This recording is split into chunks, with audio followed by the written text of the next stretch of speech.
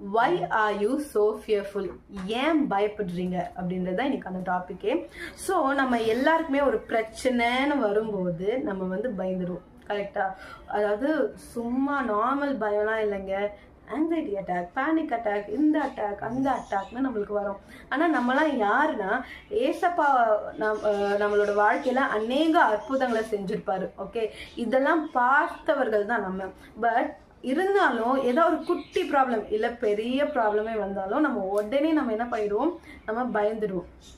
இல்லை ரொம்ப நான் சொல்றது இந்த குட்டி பயம் ரொம்ப எக்ஸ்ட்ரீம். அந்த இடத்துல நம்ம தேவன் மீது விசுவாசத்தையே வைக்க மாட்டோம். தேவன் மீது விசுவாசம் இருந்தால் அந்த இடத்துல பயம் இருக்காது.